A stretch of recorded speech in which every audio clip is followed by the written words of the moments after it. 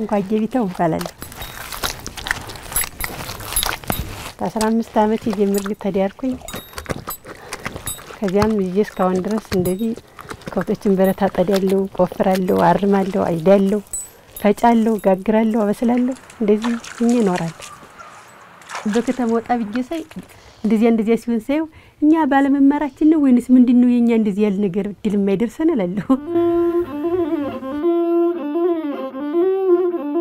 ቁጭት በተስፋ የተለወጠበት ዘመን ተስፋውን አካላለብሶ የቁጭቱን ዜማ በውዳሴ የቀየረ ትውልድ መንገድ ይህ ነው እኔ እንዳርሶ አደርነት እኔ እስከ መጨረሻ ድረስ እውነቴን ነው የምነግራችሁ ከቤቴ ከኔ ኑሮ ለአባይ ያስባለሁ አባይ ተገድቦ ያየሁ እንደው ድንገት አምሬ ሰምሬ እኖራለሁ ከቤት በምባ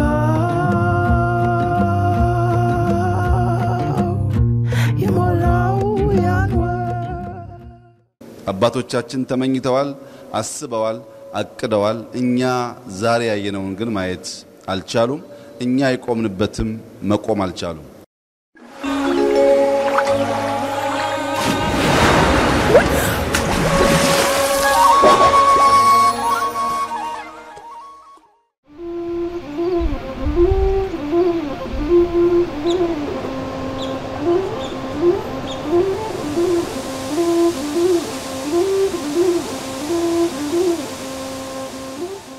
እረኛው በዋሽንቱ ዜማ ከዳር ቆሞ ሲብሰለሰል ገበሬው ከማሳው የልቡን የሐዘን ስንኝ ይደረድራል ወንዙ ከደጃፉ አቋርጦ ሲፈስ አይኑ እንባ ያቀረረ የሚሸኘው ብዙ ነው የቀደሙት ኢትዮጵያውያንም ለነገ ተስለው በወረቀት ንድፍ አስቀምጠው የልጅ ልጆቻቸው ንድፉን ህይወት እንደሚዘሩበት ተማምነው አልፈዋል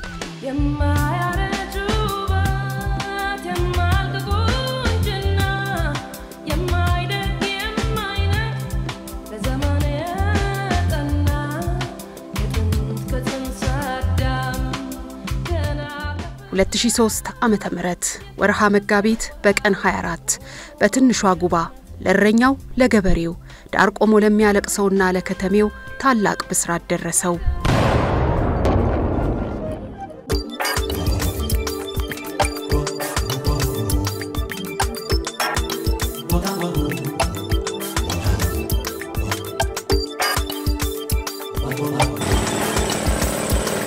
እኛ መራሳችን እዚህ ውስጥ ያለነው ሰዎች እንደ ዜጋው እንደ ሀገሪቷ ዜጋ አንዱ ስንቆጠር ግን በጣም ጉጉትና በጣም ምኞት ነበር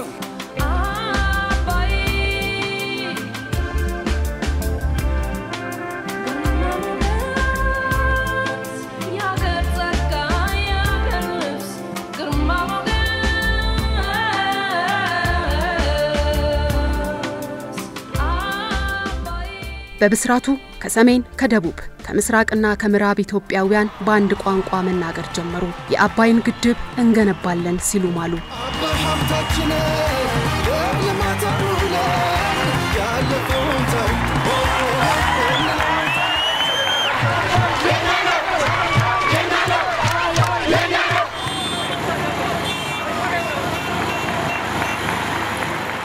የአዝማሪው ቅኝት ተቀየረ ሁሉም በያለበት ስለ ተስፋ ተቀኘ አዚመ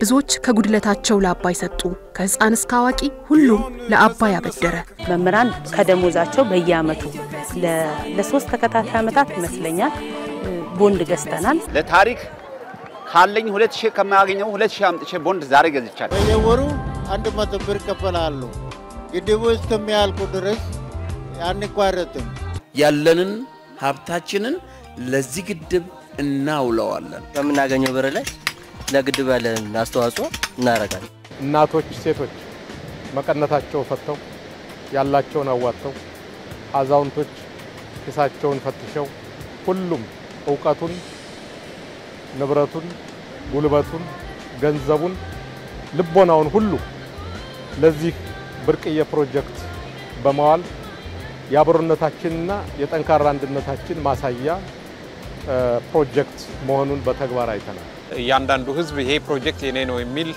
የታየበት ነው ከሁሉ አንፃር የፖለቲካ አስተሳሰብ ልዩ የተለያየ የፖለቲካ አስተሳሰብ የሃይማኖት ልዩነት ከተፈለገ የብሔረሰብ ቢመጣም ግድቡ ግን በአንድነት ያስተሳሰረና ሁሉም የኔ ነው ያለ ነው።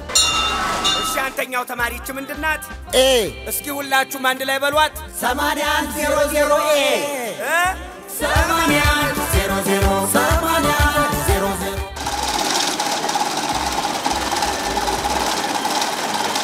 በ5 ዓመት ውስጥ የአባይን ብርሃን ለማየት ሁሉም ናፍቋል።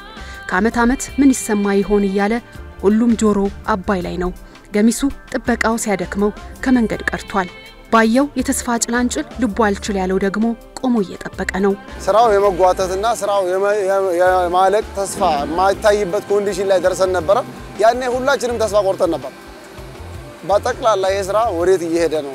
ስለዚህ ይሄን ስራ መጨረስ አልቻለም። ምንድነው መፍትሄው የሚለው ሲያስጨንቀንና ሰላማዊ ሲናሳን ነበር። ፕሮጀክት ሁሉ ጊዜ ደግሞ በተያዘለት ጊዜ በተያዘው ባጀት የማይጠናቀቅ ከሆነ ከፍተኛ ኪሳራን ያመጣል። ኪሳራው የገንዘብ የጊዜ ብቻ አይደለም፣ የህዝቡንም አመኔታ ያጣል።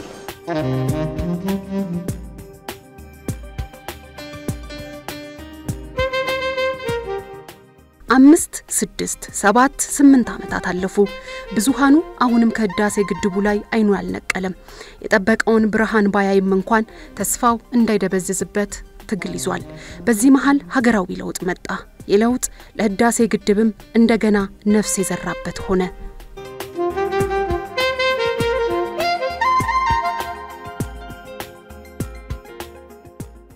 ለውጡ ያደረገው የመጀመሪያው ስራ የፕሮጀክቱን ሪስትራክቸር እንደገና ማዋቀር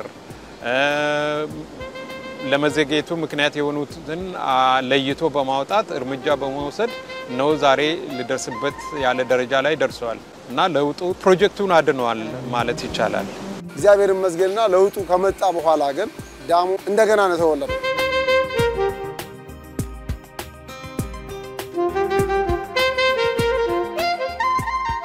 የመጀመሪያው ስራ በህዳሴ ግድቡ ላይ የተፈጠረውን ችግር መለየት ነበር። የሲቪል ስራውና የኤሌክትሮሜካኒካል ስራው ለየቀለ ሄዱበትን መንገድ መፈተሽ ተጀመረ። ብዙ ሰው የህዳሴ ጉዳይ እንዳለቀ እንደተገደበና ጉዳዩ ዲፕሎማሲ ብቻ እንደሆነ አርጎ ያስባል። አይደለም። ዋናው ሄዴክ ቴክኒካል ስራው ነው፣ አልተሰራም።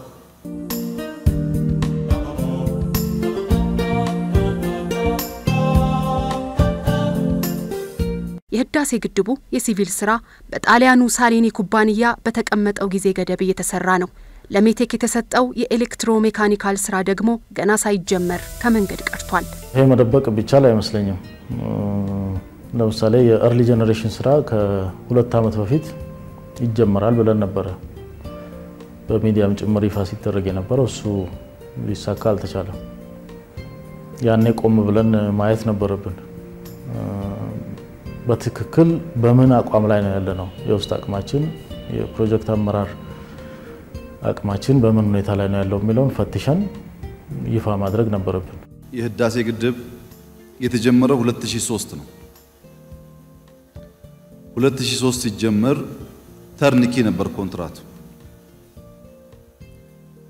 በ2003 ተጀምሮ በ2007 የመጀመሪያው ኤርሊ ጄነሬሽን ወይም አሁን ውሃ ይዘን ልንሰራ የምናስበው 2007 እንዲያልቅ አጠቃላይ ፕሮጀክቱ ደግሞ 2009 እንዲያልቅ ነው ስምምነት ኮንትራት የተፈረመው። ከተጀመረ ከአንድ ዓመት በኋላ ነው ኮንትራት ተፋልሶ ሌሎች ኃይሎች እንዲገቡበት የተደረገው። በኮንትራቱ መሰረት 2014 በአውሮፓውያን አቆጣጠር የመጀመሪያው ኃይል ማመንጨት የሚገባበት ጊዜ ነበር። የዛኔ ምን ደረሰ ብለን ስንጠይቅ ያው ይደርሳል እየመጣ ነው እየተባለ ለህዝቡ ሲነገር የነበረው ውሸት መሆኑን ግን እናቅ ነበርኛ። ጥያቄን ብንጠይቅም አያገባችሁም ዝም በሉ ጥሩ ስራ እየተሰራ ነው የሚል ምላሽ ነበር ሲሰጠን የነበረው። የኮንስትራክሽን ስራ ላይ ዋሽተህ ብዙ አትቀጥልም። ምክንያቱም ግንባታ ስለሆነ መታየት አለበት። ኮንትራቱ ተፈርሞ ከ2 ወር በኋላ ሜቴክን እንደ ንዑስ ኮንትራክተር አስገቡ የሚል ውሳኔ ተወሰነ። ከዛ በኋላ ከኮንትራክተሩ ጋር ድርድር እየተደረገ ያለ አይ እንደ ንዑስ ኮንትራክተር ሳይሆን ራሱን የቻለ የጄነሬተሩንና የሃይድሮሊክ ስቲል ስትራክቸር የምንለው የብረታ ብረት ስራዎችን ኮንትራት ሙሉ በሙሉ ይዞ እንዲሰራ ተወስኖ ህዳር 2004 ዓመተ ምህረት ኮንትራቱ ተሻሽሎ ወደ ሁለት ተከፈለ። የሲቪል ስራውን ሳሊኒ ራሱ ይዞ እንዲቆይ ወይንም አሁን ዊ ቢልድ የምንለው ይዞ እንዲቆይ፣ የኤሌክትሮ ሜካኒካል ስራውና የብረታ ብረት ተከላውን ደግሞ ሜቴክ እንዲይዝ ውሳኔ ተወስኖ በዛ ኮንትራት ገባ።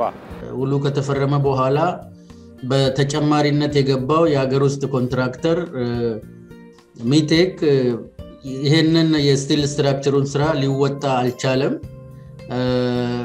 ይሄንን ሊያሰራ የሚችል አቅምም ልምድም ስላልነበረው ይሄ ሌላው በጣም ከፍተኛ ቻሌንጅ እና ከፍተኛ ወጪ የሚያስከተለ ረጅም ጊዜም ይሄ ፕሮጀክት እንዲወስድ ያደረገ ነው።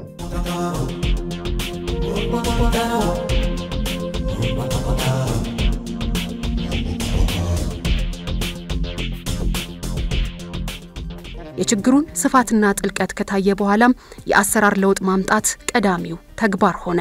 የመጀመሪያው 6 7 8 ወራት የኛ ስራ የነበረው ችግሩ ምንድነው? እንዴት ተፈጠረ? እንዴት ይፈታል? በዝርዝር መገምገም ነው። ከገመገምን በኋላ ደግሞ ጠንከር ያለ ውሳኔ መወሰን ነው። ፕሮጀክቱ ስለምንፈልገው በጊዜ ማለቅ ስላለበት ልምድ ያለው ብቃት ያለው መስራት የሚችል ኃይል እናስገባ ብለን አጠቃላይ የአመራር ለውጥ በቦርድ በመብራት ኃይሉ በፕሮጀክቱ በብዙ መንገድ የአመራርና የኮንትራት ለውጦች አካሂደናል። ስር ነቀል የሆነ ውሳኔዎች ነው የተላለፈው። ይሄም ምንድነው? በወቅቱ በአገር ውስጥ ተቋራጭ ተይዘው የነበሩ ስራዎች ከሱ ጋር የነበሩት ኮንትራት እንዲቋረጥ ተደርጎ ወደ ሙያው ያላቸው አቅሙ ባላቸው ኮምፒተንት በሆኑ ኩባንያዎች ስራው እንዲሰራ የማድረግ ስራ ነው የተደረገው።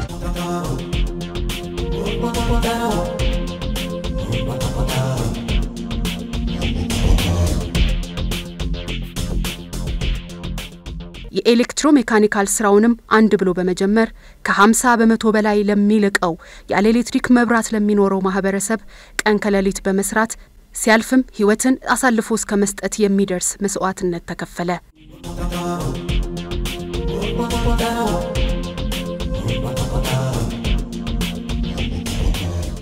ሀገራዊ ለውጡም በእርግጥ ኢትዮጵያ የታላቁን ህዳሴ ግድብ ግንባታ ተስፋ ወደ ብርሃን የምትቀይርበት መሆኑ ገና ከጅምሩ ያስታውቅ ነበር። በዚህ ወቅት በአንድ በኩል የታችኛው ተፋሰስ ሀገራት የኢትዮጵያን የጋራ ተጠቃሚነት መርህ በእጅጉ ሲፈትኑት ይታያል። ወዲህ ደግሞ ከውስጥ ሆነው የኢትዮጵያን ምሰሶ ለመነቅነቅ ይታገሏታል። እንደዚህ አይነት ፕሮጀክት ምናልባት በዓለም ላይ ተግዳሮቶች የበዛበት ፕሮጀክት ያለ አይመስለኝም። የውጭ ጠላቶች ከውስጥ ባንዳዎች ጋር ተጣምረው ይሄ ግድብ እውን እንዳይሆን ለይተረቀን ሰርተዋል። እዚህ ደረጃ ሲንደርስ አልጋ ባልጋ አልነበረም። ነገር ግን የኢትዮጵያውያን የአሸናፊነት ስሜት የኢትዮጵያውያን የሚይዙትን ፕሮጀክት ይሁን ማንኛውም ስራ ዳር ሳያደርሱት ወደ ኋላ የተመለሱበት ጊዜ የለም። ስለዚህ ይሄ ፕሮጀክታችንም የሚያሳየው ይሄኛው ነው ማለት ነው። ኢትዮጵያውያን ገንዘባቸውን ዕውቀታቸውን ከዚያም አልፎ ህይወታቸውን የገበሩለት ፕሮጀክት ነው። ብዙ ንጹሃን ዜጎች ከጥፋታቸው ውጪ ይህ ጉዳይ ተከውኖ በዚህ መንገድ እንዳናየው ህይወታቸውን ገብረዋል። ከዚህም ባሻገር በየመንገዱ የዕለት ስራቸውን ሲሰሩ የነበሩ ሰዎች ስራው በዚህ ፍጥነት እንዳይከናወን በከፍተኛ ተግዳሮቶች ገጥመውን ያቃሉ። መስዋዕትነት ተከፍሎ ያቃል። የጸጥታ ተቋማት ብዙ ዋጋ ከፍለዋል።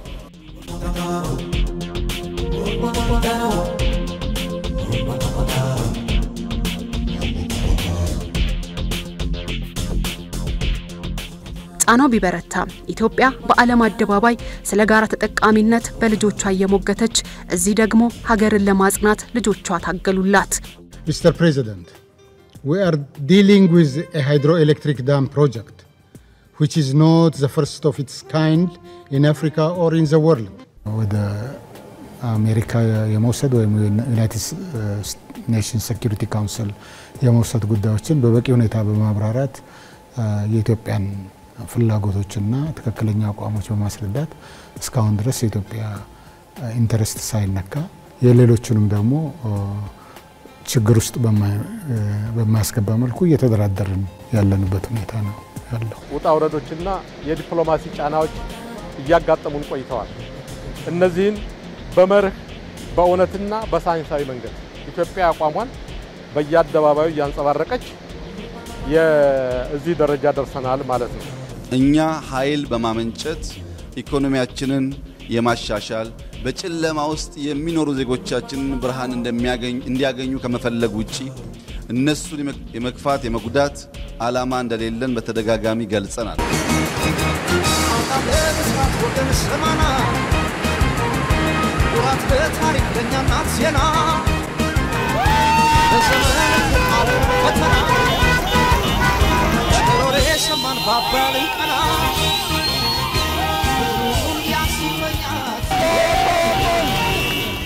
ኢትዮጵያውያን ይበልጥ እጆቻቸውን አበረቱ። የአባይ ሁለተኛው ድንቅ ብስራት ተደገመ። 2013 ዓመተ ምህረት የህዳሴ ግድብ ሁለተኛ ሙሌት ተካሄደ።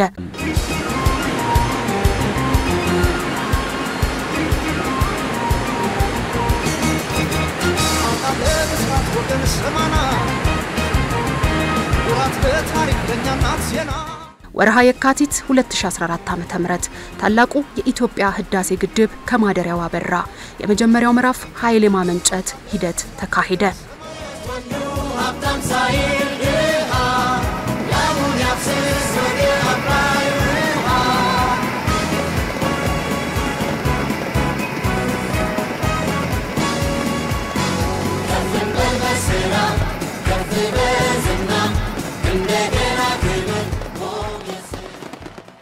የዩኒት 10 የኃይል ማመንጨት ስራው እንዲ ከፌብሩዋሪ 20 ጀምሮ ነው እስካሁን ሲሰራ የነበረው እና በአጠቃላይ ከ540 ጊጋዋት ሰዓት በላይ አመንጭቷል እስካሁን።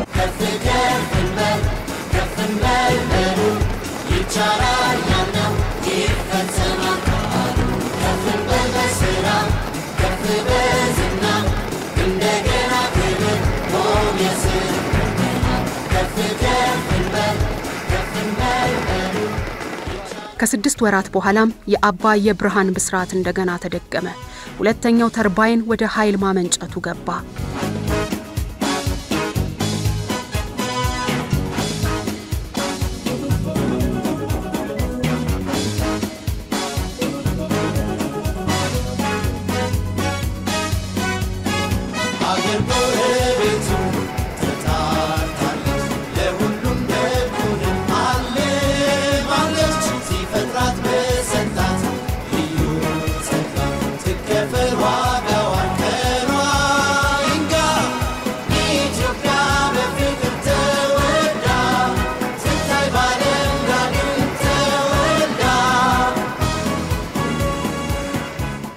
ዛሬ ላይ ከዚህ ግድብ እስከ 540 ሜጋዋት ማመንጨት ይቻላል። በእነኚህ ሁለቱ ጠቅላላው ግድቡ በሚጠናቀቅበት ጊዜ 750 ሜጋዋት ነው የምናመነጨው። ዛሬ 100 ሜትር ላይ ሆኖ እስከ 540 ሜጋዋት ማለት እንግዲህ ከበለስ ኃይል ማመንጫ በላይ እንደማለት ነው።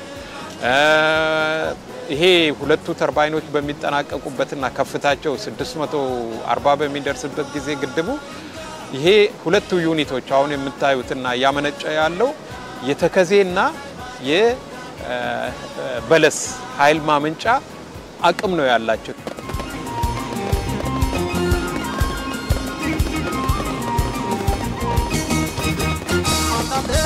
ወገን ሰማና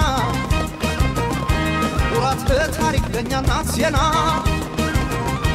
በዘመን ከአልፈን ፈተና ቸሮሬ ሰማን ባባልን ቀና ብሩን ያሲመኛት ይሄ የወጣው ዛሬ እውን ሆነ ለበያስመራ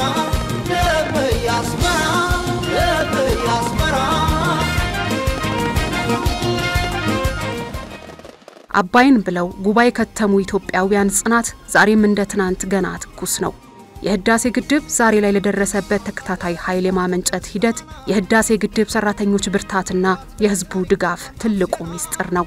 ኦጂካን ኦጀቹ ኮቲቪ ባየ ሞራሊ ጉዳነት ጠጋም ኑ ያደነ ኦጀነ ብሪዱ ዋርገቹን አቱን ታይኒ ቅርጽ ቢየ ኬኛ ተኮፋሞ ቦዳ idigati biyya keenya kan guddisu waan ta'eef baay'ee amilee guddaan natti dhaga'ama oddoo kana ሞራሊ ጉዳን ቀባ ለኔም ሆነ ለሀገሬ ትልቅ አስተዋጽኦ አበርክቻለሁ ብዬ አስባለሁ።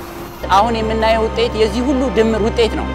የመንግስትም ከፍተኛ የሆነ ውሳኔ ነው እዚህ ደረጃ ላይ ይሄንን ፕሮጀክት እንዲደርስ ያደረገው እና ከ2018 እንደ አውሮፓውያን አቆጣጠር የተወሰደው የመንግስት ውሳኔ በጥልቀት ያለውን ችግር መርምሮ የተወሰደው ውሳኔ አሁን ለደረስንበት ውጤት አድርሶናል እና እሱ በጣም ትልቅ ክሬዲት ሊሰጠው የሚገባ ጉዳይ ነው። እንደጀመርነው እንጨርሰዋለን ኢንሻአላህ ኢንሻአላህ ሀብታም ሳይል ድሃ ያሙን ያፍስስ ወደ አባይ ውሃ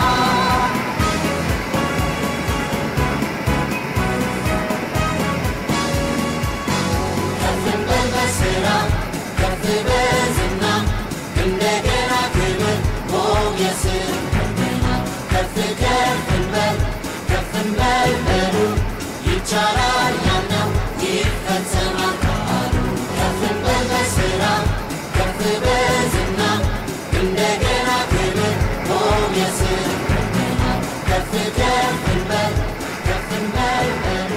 ሁሉም ኃይሉን ጉልበቱን ሲያበረታ የግድቡ ከፍታ ከባህር ወለል ከ600 ሜትር በላይ ያደርሶታል። ይህ ደግሞ ሶስተኛውን የታላቁ የኢትዮጵያ ህዳሴ ግድብ የውሃ ሙሌትን እውን አደረገ። ወራት በታሪክ ለኛ ማስየና በዘመን ከአልፈን ፈተና ቸሮሬ ሰማን ባባልን ቀና ሁሉን ያሲመኛት ይሄ የወዛው ዛሬ እውን ሆነ